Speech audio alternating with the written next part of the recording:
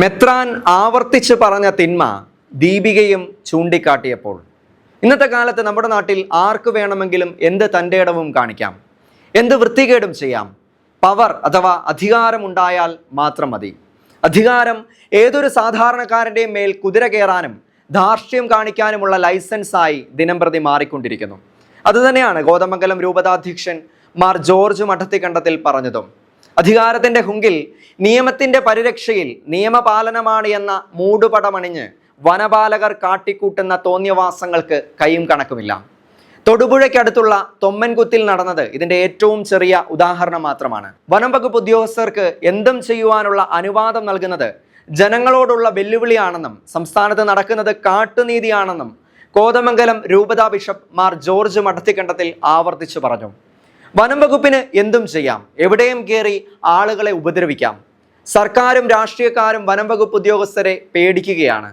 നാട്ടിൽ സൗര്യമായി ജീവിക്കുവാൻ അനുവദിക്കുന്നില്ല. പണ്ടൊക്കെ വന്യജീവികളായിരുന്നു വനത്തിലെ പ്രശ്നക്കാരെങ്കിൽ ഇപ്പോൾ അവരെക്കാൾ ഭയങ്കരന്മാരായി വനം വകുപ്പ് ഉദ്യോഗസ്ഥർ മാറിയിരിക്കുകയാണ്.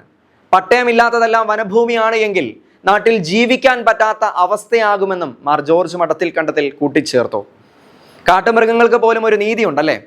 അവ പരസ്പരം പോരടിക്കുന്നത് വിശപ്പിനെ പ്രതിയാണ് എന്നുള്ളതൊരു സത്യമായി നിലനിൽക്കുമ്പോൾ ജനസംരക്ഷണം അഥവാ വനസംരക്ഷണം എന്ന ആട്ടുംതോൽ എടുത്തണിഞ്ഞ ചെന്നായമാരായ ഒരു കൂട്ടം ആളുകളാണ് നല്ല ഉദ്യോഗസ്ഥന്മാരെയും പറയിപ്പിക്കുന്നത്.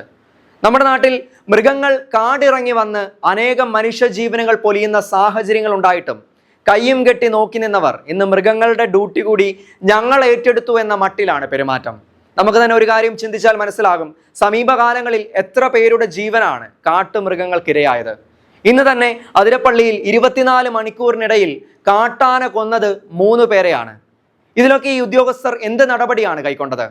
അവരിപ്പോൾ ചെയ്യുന്ന ഒട്ടും ന്യായീകരണം അർഹിക്കാത്ത പ്രവർത്തികൾ അവർക്ക് ഡ്യൂട്ടിയിലുള്ള അവരുടെ ആത്മാർത്ഥതയാണ് എന്ന് നിങ്ങൾ കരുതുന്നുണ്ടോ? ഒരിക്കലുമല്ല. 1977 ജനുവരി 1 മുൻപ് കൈവശാവകാശമുണ്ടായിരുന്ന ഭൂമിക്കെല്ലാം പട്ടയം നൽകാൻ നിയമമുള്ള നാട്ടിൽ 65 കൊല്ലമായി ജീവിച്ചു വരുന്നവരുടെ മണ്ണിലാണ് ഈ തോന്നിയവാസം അരങ്ങേറിയത്.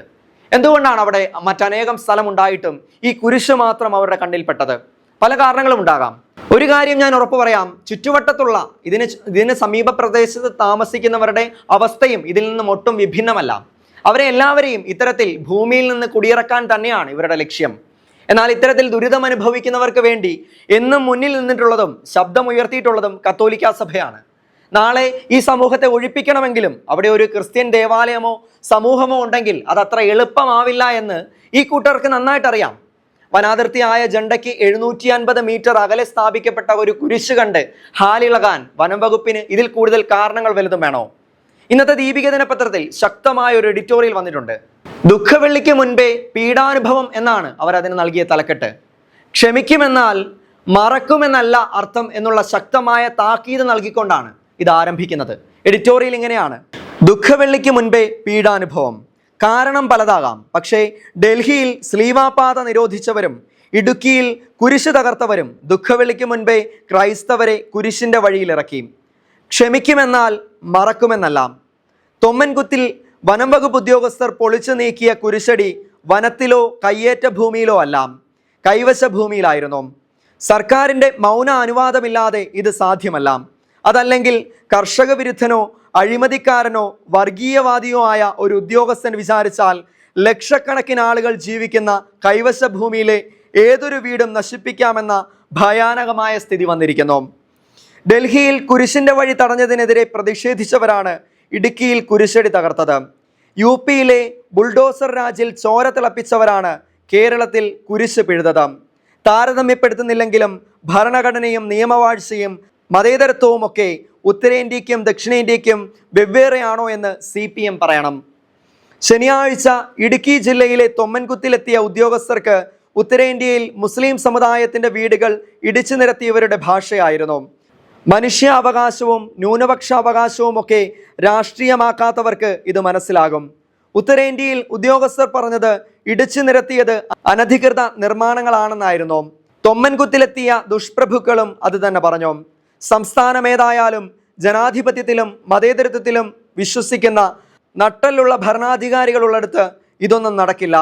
കോതമംഗലം രൂപതയിലെ തൊമ്മൻകുത്ത് സെയിന്റ് തോമസ് പള്ളി നാരങ്ങനാത്ത് സ്ഥാപിച്ച കുരിശാണ് വനം വകുപ്പ് ഉദ്യോഗസ്ഥർ തകർത്ത് ലോറിയിൽ കയറ്റിക്കൊണ്ടുപോയത്. ക്രൈസ്തവരുടെ വേദനയ്ക്കും രോക്ഷത്തിനും മീതെ അവർ കുരിശ് ചുമന്ന് കാളിയാർ റേഞ്ച് ഓഫീസിലേക്ക് കൊണ്ടുപോയി. 1977 ജനുവരി 1 മുൻപ് കൈവശമുണ്ടായിരുന്ന ഭൂമിക്കെല്ലാം പട്ടയം നൽകാൻ നിയമമുള്ള നാട്ടിലാണ് 65 കൊല്ലമായി ജീവിച്ചിരിക്കുന്നവരുടെ മണ്ണിലെ കുരിശ് തകർത്തത്. കഴിഞ്ഞ ഒക്ടോബറിൽ ഒരു വിശ്വാസി പള്ളിക്ക് എഴുതി കൊടുത്ത സ്ഥലത്തായിരുന്നു കുരിശടി. അവിടെ നിന്ന് 750 മീറ്റർ എങ്കിലും അകലെയാണ് വനം വകുപ്പ് ജണ്ട സ്ഥാപിച്ചിരിക്കുന്നത്. നമുക്കറിയാം, തൊടുപുഴ താലൂക്കിൽ വണ്ണപ്പുറം വില്ലേജിൽ വെൺമറ്റം കരയിൽ മൂലയിൽ കുര്യൻ മകൻ ബെന്നി കുര്യൻ എന്ന വ്യക്തി പള്ളിക്ക് ഈ സ്ഥലം എഴുതി കൊടുത്തതിൻ്റെ കൈവശത്തീറിൻ്റെ പകർപ്പുൾപ്പെടെ നമ്മൾ ന്യൂസിൽ ചർച്ച ചെയ്തതാണ്. ഈ തെളിവുകളൊക്കെ കാറ്റിൽ പറത്തിയാണ് ഈ കാട്ടാള നടപടി അവർ സ്വീകരിച്ചത്, അതിന് കൂട്ടുനിന്നതും. അവയ്ക്ക് പുറമെ ചെയ്ത മറ്റൊരു തോന്നിവാസം എന്നാൽ വനാതിർത്തിയായ ജണ്ട ഈ സ്ഥലത്ത് നിന്ന് 750 മീറ്റർ അകലെ ആയിരിക്കെ ഇത് വനാതിർത്തിയാണ് എന്ന അടിസ്ഥാനരഹിതമായ ആരോപണം അവർ ഉന്നയിച്ചു എന്നുള്ളതാണ്. എല്ലാത്തിൻ്റെയും പേര് വനസംരക്ഷണം. തുടർന്ന് വായിക്കാം. എന്നിട്ടും അവർ പറയുന്നത് സ്ഥലം വനം വകുപ്പിൻ്റെതാണ് എന്നാണ്. ഇവിടെ കൈവശ ഭൂമിയിൽ നിരവധി വീടുകളുണ്ട്. നാളെ അവയും തകർക്കുമോ, അതോ കുരിശാണോ ഉദ്യോഗസ്ഥനെ പ്രകോപിപ്പിച്ചത്? ബുൾഡോസർ രാജിൽ പങ്കെടുത്ത വനിത ഉൾപ്പെടെയുള്ള വനം വകുപ്പ് ഉദ്യോഗസ്ഥർ ഇടുക്കിയിലെ കൈവശ ഭൂമികളിലെ എല്ലാ ആരാധനാലയങ്ങളിലും എത്തി ഈ ധീരത കാണിക്കുമോ എന്ന് ചോദിക്കുന്നില്ല. കാണിക്കില്ല എന്നറിയാം. ക്രൈസ്തവരുടെ ഭൂമി കയ്യേറുന്നിടത്തെല്ലാം ഇവിടുത്തെ മതേതര രാഷ്ട്രീയക്കാർ പ്രകടിപ്പിക്കാറുള്ള കരുതലും സംയമനവും തൊമ്മൻകുത്തിലും ദൃശ്യമായി. കേരളത്തിലെ ലക്ഷക്കണക്കിന് പൗരന്മാർ തൊമ്മൻകുത്തിൽ ഉൾപ്പെടെ കൈവശ ഭൂമികളിൽ ജീവിക്കുന്നുണ്ട്. അവിടെ വീടുകളും വിവിധ മതസ്ഥരുടെ ആരാധനാലയങ്ങളും മറ്റ് സ്ഥാപനങ്ങളും ഒക്കെയുണ്ട്. അതൊക്കെ കയ്യേറ്റമാണെന്ന് കരുതുന്ന വനം വകുപ്പിലെ വിവരദോഷികളെ ആദ്യം ചരിത്രം പഠിപ്പിക്കണം. അതറിയാവുന്നവരെ വകുപ്പിന്റെ മന്ത്രിയാക്കണം. ഇനി തുടർന്ന് വരുന്ന ഭാഗം നമ്മൾ ശ്രദ്ധിച്ചു കേൾക്കണം. എന്തുകൊണ്ടാണ് ഇവർ വനാതിർത്തിയിൽ പോയി താമസിക്കുന്നത് എന്ന് ചിലരെങ്കിലും ചിന്തിച്ചേക്കാം. അവർക്കുള്ള മറുപടി കൂടിയാണ് ഇനി വരുന്ന ഭാഗം. അവർ വനാതിർത്തിയിൽ താമസിക്കുന്നു എന്നുള്ളതല്ലേ നമ്മൾക്കറിയൂ. അവർ എങ്ങനെ അവിടെ എത്തി എന്നുള്ളത് നമുക്കറിയില്ലല്ലോ. തുടർന്ന് വായിക്കാം. അതറിയാവുന്നവരെ വകുപ്പിന്റെ മന്ത്രിയാക്കണം. സമാനതകളില്ലാത്ത ദുരിതകാലത്ത് ഭക്ഷ്യോൽപാദനം വർദ്ധിപ്പിക്കാൻ 20-ാം നൂറ്റാണ്ടിന്റെ തുടക്കം മുതൽ സർക്കാർ കർഷകരെ കുടിയേറാൻ നിർബന്ധിച്ചു എന്നത് ചരിത്രമാണ്. 1940-ലെ കുത്തകപ്പാട്ട വിളംബരവും 1955-ലെ ഹൈറേഞ്ച് കോളനൈസേഷൻ സ്കീമും കുടിയേറ്റക്കാർക്ക് 5 ഏക്കർ സ്ഥലവും 1000 രൂപയും സൗജന്യമായി കൊടുക്കുമെന്ന സർക്കാർ പത്രപരസ്യവുമൊക്കെ ആ ചരിത്രത്തിലുണ്ട്. അന്നവർ കേരളത്തിൻ്റെ രക്ഷാസൈന്യമായിരുന്നു. നിരവധി പേർ കൊല്ലപ്പെട്ട വിശപ്പിൻ്റെ യുദ്ധത്തെ നേരിട്ട സൈന്യം. അവരുടെ മക്കളെ നിന്ദിക്കരുത്. കുടിയേറ്റ ജനതകളുടെ ചരിത്രത്തെ ചവിട്ടിത്താഴ്ത്താൻ പരിസ്ഥിതി നാട്യക്കാർക്കൊപ്പം നിന്ന നന്ദികെട്ട രാഷ്ട്രീയക്കാരാണ് മലയോര കർഷകരെ ആട്ടിയോടിക്കാൻ വന്യജീവികൾക്കൊപ്പം വനം വകുപ്പിനെയും അഴിച്ചുവിട്ടത്. വന്യജീവി ആക്രമണവും കർഷക ഭൂമി കയ്യേറ്റങ്ങളും ആലുവ മൂന്നാർ രാജപാത തട്ടിയെടുക്കലും ഈ ബുൾഡോസർ രാജുമെല്ലാം പരസ്പര ബന്ധിതമാണ്. മലയോര ജനതകളുടെ ജീവിതം വനം വകുപ്പ് ഉദ്യോഗസ്ഥരുടെയും പരിസ്ഥിതിക്കാരുടെയും ഔദാര്യത്തിന് തീരെഴുതിയതോടെ ഒരു കേസും കോടതിയിൽ പോലും വിജയിക്കാത്ത സ്ഥിതിയിലെത്തിക്കഴിഞ്ഞു. ഇത്തരക്കാർ കെട്ടിച്ചമച്ച കയ്യേറ്റ കഥകളും വ്യാജ റിപ്പോർട്ടുകളുമാണ് കോടതികളിലെത്തുന്നത്. കേന്ദ്രത്തിൻ്റെ വിവിധ വകുപ്പുകളിലേക്കുള്ള റിപ്പോർട്ടുകളും തയ്യാറാക്കുന്നത് വനം വകുപ്പാണ്. എങ്ങനെ നീതി ലഭിക്കും? എന്തിനാണ് ജനങ്ങളെ തോൽപ്പിക്കാൻ ഒരു സർക്കാർ? മലയോരവാസികൾക്ക് വന്യജീവികളുടെയും വനം വകുപ്പ് പ്രമാണിമാരുടെയും ശല്യം ഒരുപോലെ നേരിടേണ്ട സ്ഥിതിയാണ്. അവരിലെ ക്രൈസ്തവർക്ക് മതവിരുദ്ധരെയും നേരിടേണ്ടി വന്നിരിക്കുന്നു. കുടിയേറ്റ ക്രൈസ്തവർക്ക് കുരിശ് ഒരലങ്കാരമല്ല. കൊടിയ ദുരിതങ്ങളുടെയും വന്യജീവി ആക്രമണങ്ങളുടെയും പകർച്ചവ്യാധികളുടെയും മരണമഴകളുടെയും കുടിയേറ്റ കാലത്തെ കരുത്തായിരുന്നു. അതിൽ തൊടുമ്പോൾ പൊള്ളും സർക്കാരെ. കയ്യേറ്റത്തെക്കുറിച്ചല്ല, കൈവശ അവകാശത്തെക്കുറിച്ചാണ് പറയുന്നത്. സർക്കാർ ഭൂമിയിലെ അനധികൃത ആരാധനാലയങ്ങൾ പൊളിച്ചു നീക്കണമെന്ന കോടതി ഉത്തരവിനെ പിന്തുണച്ച് കഴിഞ്ഞ ജൂൺ 1 ദീപിക എഴുതിയ മുഖപ്രസംഗത്തിന്റെ തലക്കെട്ട് ദൈവനാമത്തിൽ കയ്യേറ്റം വേണ്ട എന്നായിരുന്നു. കഴിഞ്ഞ മാസം പരുന്തുംപാറയിൽ സ്വകാര്യ വ്യക്തി നിരോധനാജ്ഞ ലംഘിച്ച് കുരിശ് സ്ഥാപിച്ചെന്ന് പറഞ്ഞ് പൊളിച്ചു നീക്കിയപ്പോൾ ആരായാലും നിയമം പാലിക്കണമെന്നായിരുന്നു നിലപാട്. പക്ഷേ ആ സ്ഥല ഉടമയുടെ വാദത്തിന് കൃത്യമായ മറുപടി നൽകാനോ പരിസരത്തെ മറ്റ് അധികൃതരുടെ കയ്യേറ്റങ്ങൾ ഒഴിപ്പിക്കാനോ ആരെയും കണ്ടില്ല. ഭരിക്കുന്നവർക്കില്ലാത്ത മതേതരത്വം ഉദ്യോഗസ്ഥർക്കുണ്ടാകില്ല. കേന്ദ്രത്തിലായാലും കേരളത്തിലായാലും അതാണ് സംഭവിക്കുന്നത്. ബാക്കിയൊക്കെ ഫാസിസത്തോളം പോരുന്ന രാഷ്ട്രീയ നുണങ്ങളാണ്.